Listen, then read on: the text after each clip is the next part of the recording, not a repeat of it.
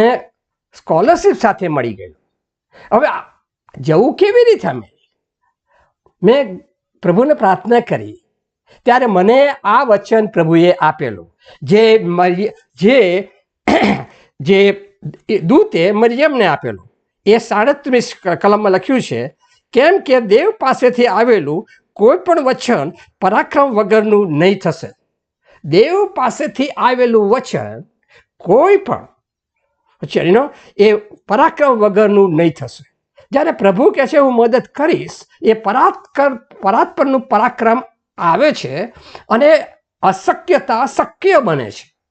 અને તમે અજાયબ પામશો, અને હું અજાયબ પામેલો કે નાતાલના સમયમાં અને નાતાલના અઠવાડિયામાં કુટુંબ સાથે 2 બાળકોને મને સાથે અમેરિકા જવાની ગ્રીન કાર્ડ મળ્યું.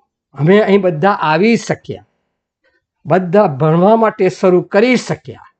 મારે જે તબિયતના લીધે જે ઓછો સ્ટ્રેસ હોય, ઓછી ચિંતા હોય, એ રીતે મંડળી મળી અને વ્હાઈટ લોકોની મધ્યે, અને પ્રભુએ બહુ મોટો ચમત્કાર કર્યો કે નાતાલના સમયમાં, અને એ નાતાલના સમય કે જ્યારે બધા બિઝી હોય તે વખતે 3 જણનો, અને મારા દીકરાનું 28મી ડિસેમ્બરે 21 વર્ષ પૂરા થાય, એટલે પછી એનો વિઝાના નિયમ બદલી જાય. પણ અમે 26મીએ અહીં અમેરિકા આવી ગયા.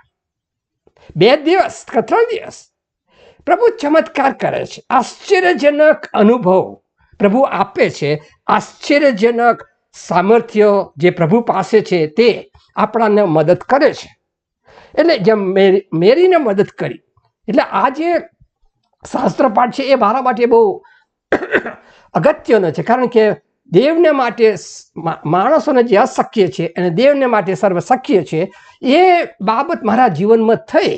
પિતાના વખતે, મારા પત્નીના મરણ વખતે, અને મારે જ્યારે બાળકોની સંભાળ લેવાની હતી ને બાળકોનો અભ્યાસ કરવાનો, ત્યારે પ્રભુએ આશ્ચર્યજનક મુલાકાત કરી, આશ્ચર્યજનક રીતે મદદ કરી, અને આશ્ચર્યજનક રીતે ઓપન હાર્ટ સર્જરી થયા પછી તંદુરસ્તી મળી.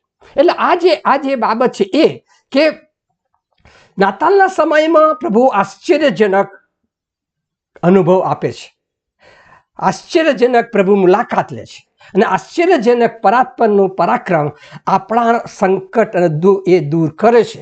અને એ મરિયમના જીવનથી એ આપણે જોઈશું. એટલે આજે જે વિષય છે મને અને તમારા માટે એ બહુ ઉપયોગી છે.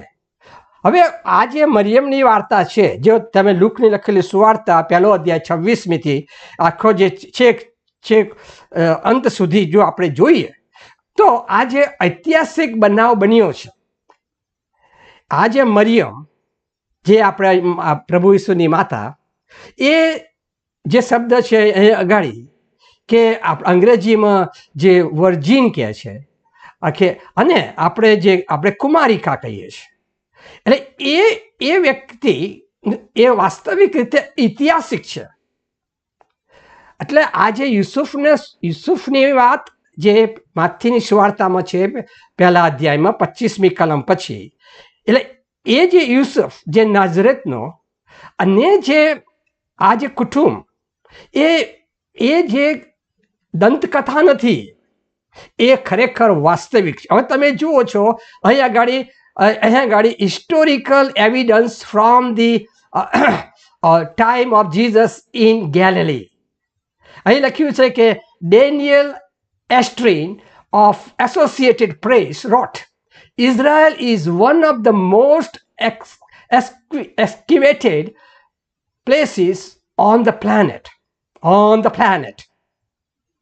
અને 300 જગ્યાએ આ બધું આર્કિયોલોજીકલ રીતે જગ્યા ખોદવામાં આવી અને સાબિત થયું. અને આ લોકોએ શોધી કાઢ્યું કે મરિયમનું ઘર કઈ જગ્યાએ હોઈ શકે. અને અહીં આગળ તમે જુઓ છો કે આ જે આર્કિયોલોજી, આ જે ભૂમિ ખોદીને અને પછી જૂની પ્લેટો અને જૂના પથ્થરો અને બધું ખોદી